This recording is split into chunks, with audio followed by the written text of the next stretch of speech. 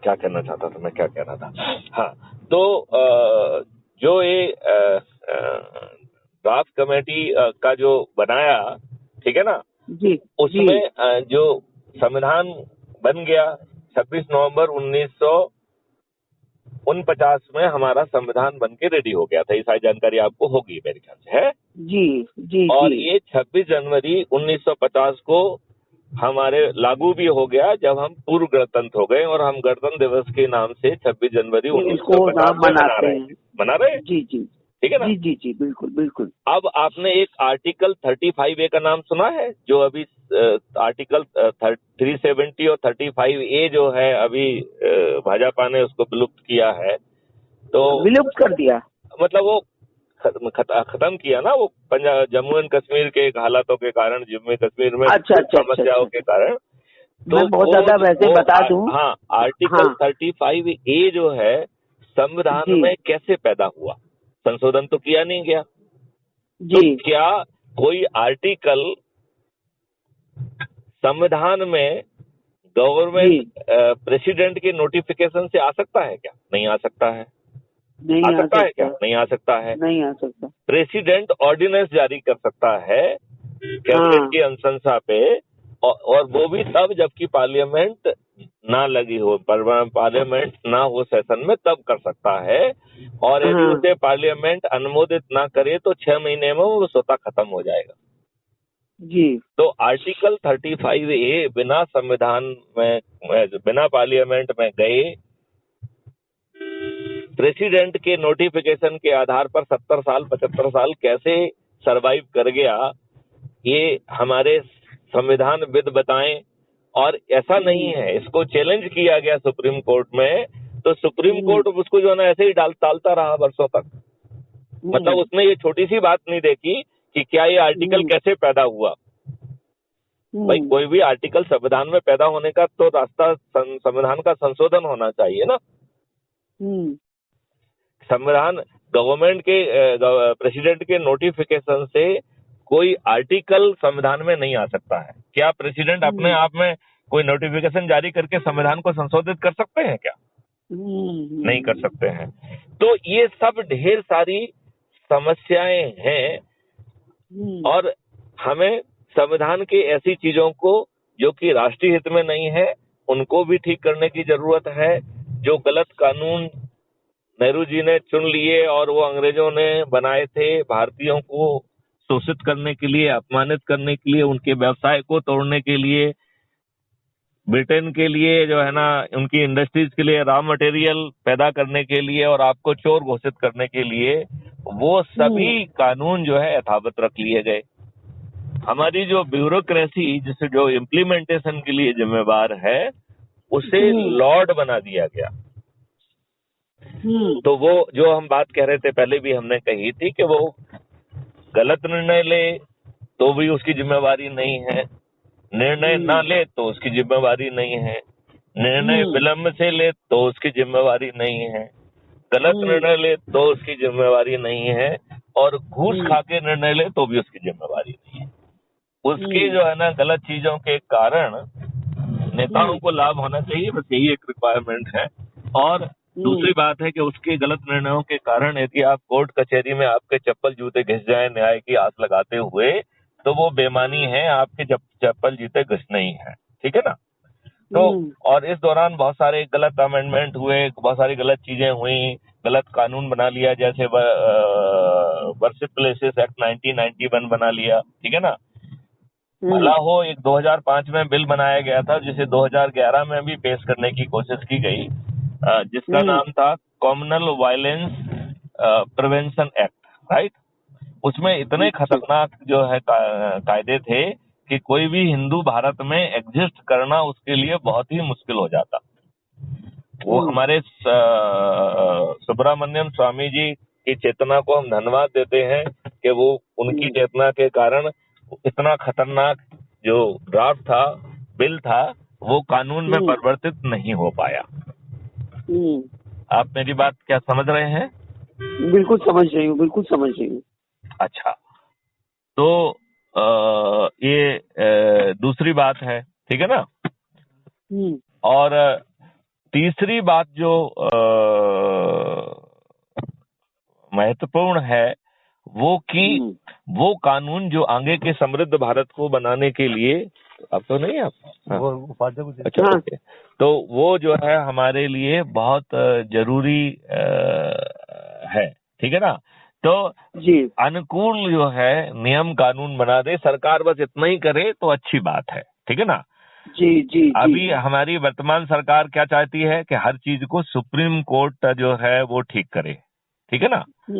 अब मैं आपसे एक निवेदन करना चाहता हूँ कि आप मुझे ये बताएंगे क्या कि जिन लोगों ने गलत कानून बनाए, अडॉप्ट किए या बहुत सारी गड़बड़ियां की हैं, क्या जी। उन्होंने वो सुप्रीम कोर्ट के माध्यम से की थी? नहीं, सुप्रीम कोर्ट के माध्यम से क्यों? नहीं की थी। तो वो हमारे चुने हुए प्रतिनिधि थे, हमने जी उनको वो अधिकार और वो ताकत। हाँ, वो सारी व्यवस्था तो उसी लेवल पे, गलत हो या सही हो, जिम्मेदार तो वही लोग हैं जिनको हम नहीं, चुन के भेज। हम जिम्मेवारी निर्धारित ही नहीं कर रहे हैं, हम तो सिर्फ इतना कह रहे हाँ हैं कि हमें भूल सुधार करना है, ठीक है ना। तो हाँ यदि उन्होंने भूल की तो वो हमारे चुने हुए प्रतिनिधि थे, थे कि नहीं थे? हाँ या हाँ नहीं? हाँ, थे ना। बिल्कुल सही। तो हमारे चुने हुए प्रतिनिधियों से कुछ भूल हो गई है तो आज के चुने हुए प्रतिनिधियों से ठीक कर दें। हाँ इसको बीच में सुप्रीम कोर्ट को लाने का क्या मतलब है? बिल्कुल बिल्कुल सही। तो हम आज की सरकार इतनी डरी हाँ हुई सरकार है कि वो जो है हर चीज को सुप्रीम कोर्ट से न्याय कराना चाहती है, इतनी डिफेंसिव होके काम कर रही है।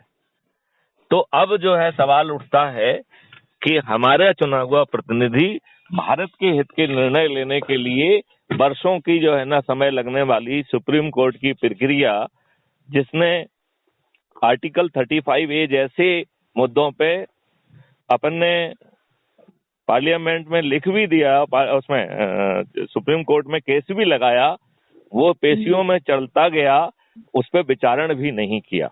एक कोई भी छोटे दिमाग का व्यक्ति भी ये बात कह सकता था कि साहब जो है क्योंकि ये आर्टिकल संवैधानिक व्यवस्था के तहत नहीं आया है, लिहाजा ये असंवैधानिक है। एक बात क्या पहली हियरिंग में ही डिसाइड नहीं हो सकती थी? बिल्कुल हो सकती थी। तो फिर कहाँ होती है? हम इसका मतलब है कि माननीय सुप्रीम कोर्ट से ही ये अपेक्षा करना कि वो जनहित के निर्णय लेंगे। यदि माननीय नहीं, मोदी जी जो है वो डिप्लोमेटिक हैं तो हमारी सुप्रीम कोर्ट सुपर डिप्लोमेटिक है। बिल्कुल है ही है, गवर्न वहीं से होती है। तो वो तो आप देख रहे हैं, इतना इतना आता है किसी भी उसमें हो, नेशनल लेवल पे जो सरकार चलती है तो उसी के आधार पे वो शो भले ही करे, लेकिन हमारी पूरी जुडिशरी जो है वो तो बंधी हुई है उन्हीं के बीच में, उन्हीं का गाना गाती है। नहीं, मेरा ये कहना है कि हमें हमारे साथ अन्याय हुआ है। देखिए मैं अब आपको एक छोटी सी बात कहता हूँ। ये बात आपको मालूम है कि ढेर सारे आतताई आक्रमणकारी आए, बिकॉज भारत की ये प्रसिद्धि थी कि भारत एक समृद्ध देश है। अभी एक OECD जो है संस्था है जो कि यूरोपियन कंट्रीज की, उसने एक रिसर्च कराई थी और रिसर्च वो अवेलेबल है उनकी वेबसाइट पे, जो ये कह रही है कि फर्स्ट सेंचुरी से 11th सेंचुरी तक भारत जो है की जो आर्थिक व्यवस्था थी वो शीर्ष पर थी। हम लोग 33% जो है ना शेयर के साथ विश्व की सबसे बड़ी इकोनॉमी थे। विश्व की सबसे बड़ी इकोनॉमी कौन था? भारत था। और यही विश्व की सबसे बड़ी इकोनॉमी, विश्व का नंबर 1 इकोनॉमी किस समय बताइए। फर्स्ट सेंचुरी से लेके 11 सेंचुरी तक, 1100 वर्ष। हाँ 1100 वर्ष, ठीक है ना। एक आध दो साल की बात नहीं कर रहा हूँ, 1100 साल की बात है, ठीक है ना। और ये तो उन्होंने 1100 वर्ष का अध्ययन किया है, ठीक है ना। मतलब उन्होंने तो इस समय का अध्ययन किया इसलिए बताया है, मतलब देखा जाए तो फर्स्ट सेंचुरी के पहले भी भारत ही था, ठीक है ना भाई। अपने आप जो है वो 33% पे ऐसे तो नहीं पहुंचा होगा ना। तो वो अब जो है लोग बाग आए और भारत पे आक्रमण किया, ठीक है ना। और एक एक बार नहीं, 15-15, 16-16, 17-17 बार आए। जब उनके पास पैसे की कमी हुई तो वो भारत पे आक्रमण किए, भारत को लूटा, लोगों को मारा, महिलाओं का सील हरण किया, मूर्तियों को तोड़ा, मंदिरों को लूटा, जो कुछ किया, और मस्जिदों में उसे कन्वर्ट किया। ऐसा एक बार नहीं कई बार किया, एक एक व्यक्ति ने भी कई बार किया, ठीक है ना। तो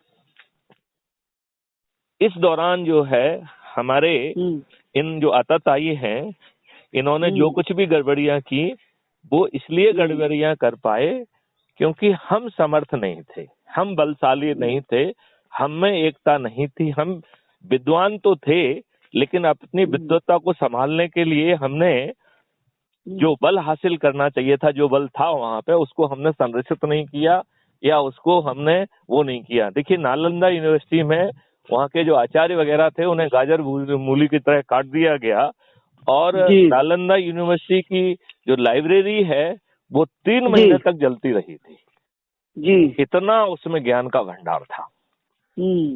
तो हम जो है जिन लोगों ने आक्रमण किया हमारे स्वतंत्रता के बाद, हमने उन सब लोगों के नाम पर दिल्ली में और बाकी शहरों में मार्गों के नाम रख दिए, उनको महिमा मंडित किया। ठीक है ना? जी। आपको ये मालूम है क्या कि कांग्रेस ने 1951 में एक एक्ट बनाया है जिसका नाम है वर्शिप प्लेसेस एक्ट 1991। अच्छा। हाँ, ये मात्र 8 सेक्शन का एक्ट है, केवल 8 सेक्शन है, 1.5 पेज का एक्ट है। ठीक है ना? जी। इसमें मुद्दे की बात केवल 2 ही है।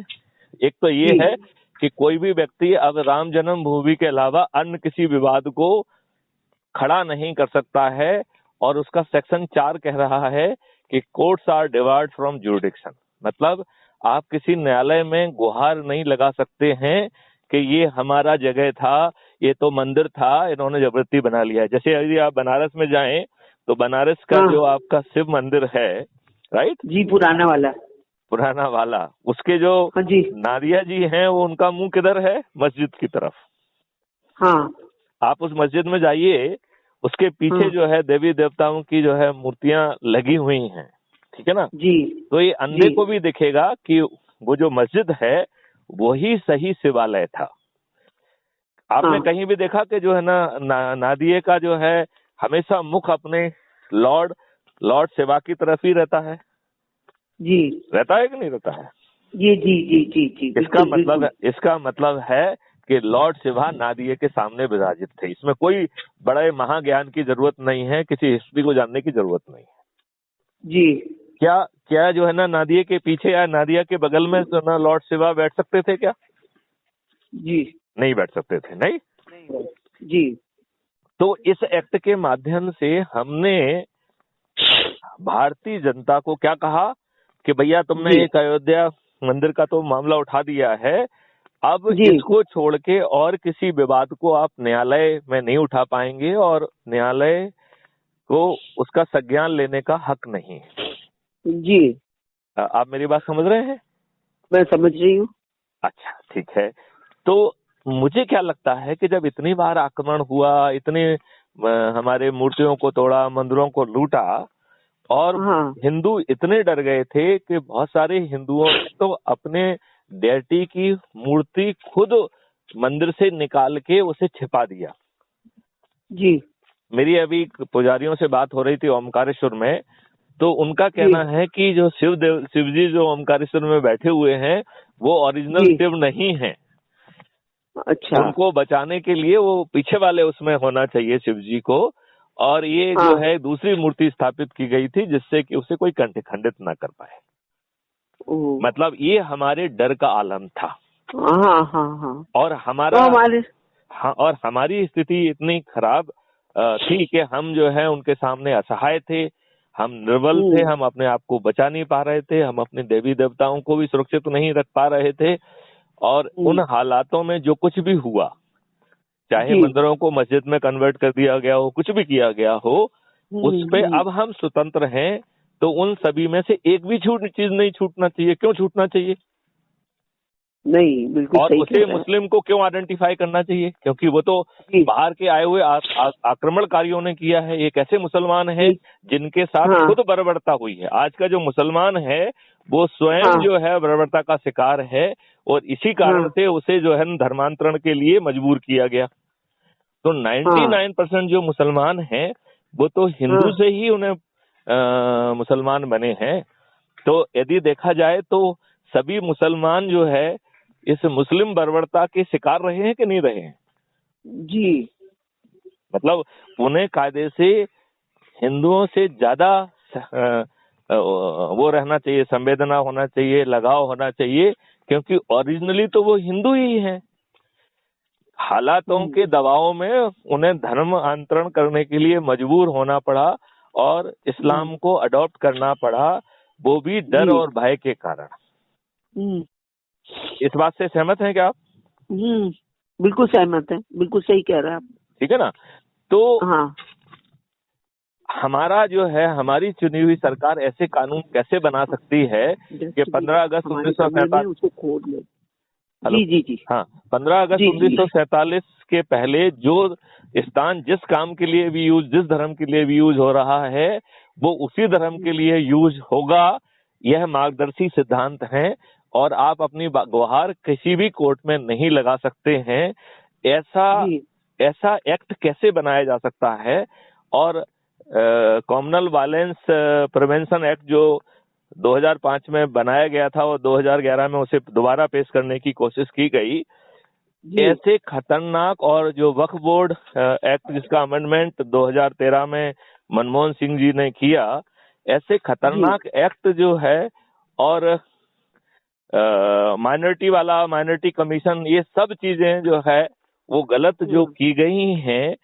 और फिर जो है कोई कहे कि आप जो है इसकी गुहार भी नहीं लगा सकते हैं, तो मुझे क्या लगता है कि ये हमसे, हमारे मुंह पे थप्पड़ मारा जा रहा है।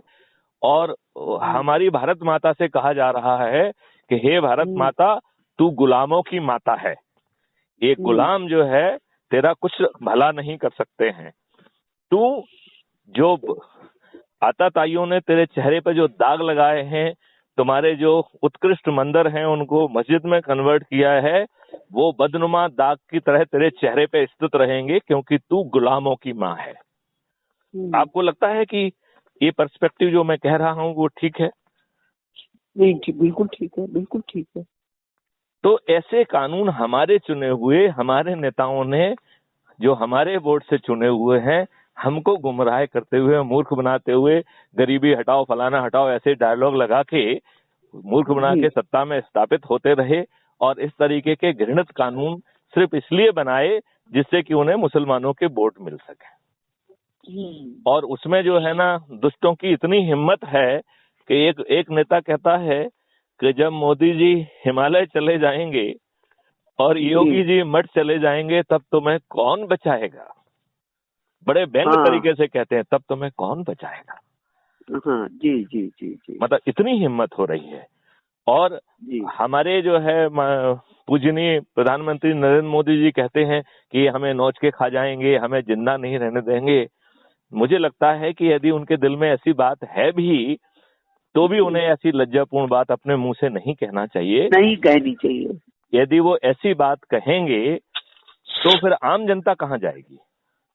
तो ऐसा कह के क्या आप जनता को आप डराना चाहते हैं कि तू दड़बे में बैठ, तेरा प्रधानमंत्री भी सुरक्षित नहीं है, जितना कर दे रहा हूं उतना ही काफी है, चुप बैठ? क्या कहना चाहते हैं?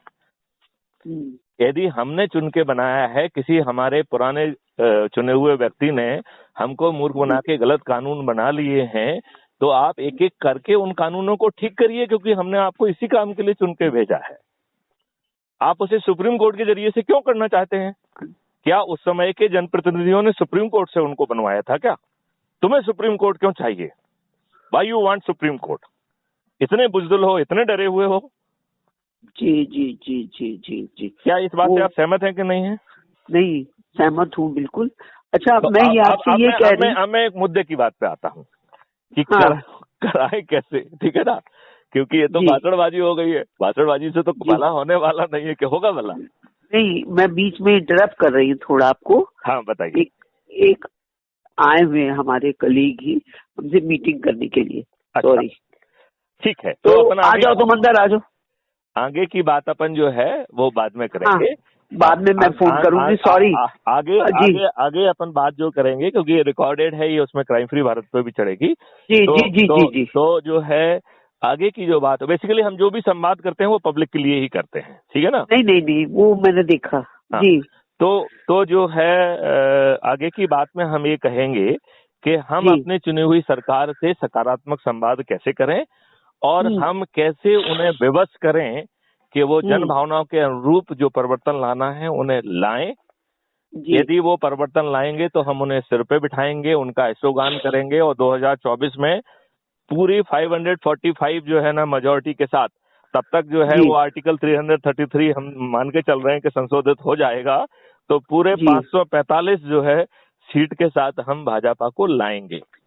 आप अज्यूम करिए, एक मिनट अभी इसको खत्म करने के लिए, और यदि अज्यूम करिए कि हम थोड़ी देर के लिए मान लेते हैं कि वो हमारी बात नहीं मानते हैं, तो हम अपनी स्ट्रेटेजी के तहत उनको बेबस करेंगे।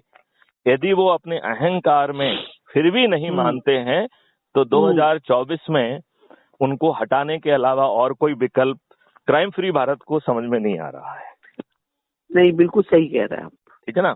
तो अगली चर्चा अपन जो है ना इस सेशन की, जो अपन ने कहा है कि इस हिस्से पे बात करेंगे, तो अगली बात अपन तब करेंगे। और अभी इस बात को यहीं पे विराम देते हैं। आपने बहुत अच्छी बातें की है। मैं चाहूंगा मैं आपको मेरा इतना ज्ञान देने में बहुत सी ऐसी चीजें थी जिसके जो मुझे मालूम भी नहीं थी, और आपके इस जो हम लोगों के बीच में एक कन्वर्सेशन रहा और जो आपने बताया वो बहुत ही, मैं समझती हूँ कि काफी मूल्यवान है मेरे लिए। तो हम आपको खुद धन्यवाद देते हैं और ये सोचते हैं कि ये हमारा सौभाग्य है जो आप जैसे व्यक्तियों से हमारा एक संपर्क हुआ, और जो देखिए हम दोनों मिलके कुछ कर पाए तो हम समझेंगे कि देश के लिए तो बहुत बड़ी बात होगी। जरूर जरूर रजनी जी, मैं आपको एक बार फिर से धन्यवाद देते हैं। जय हिंद, जय भारत, वंदे मातरम। वंदे मातरम।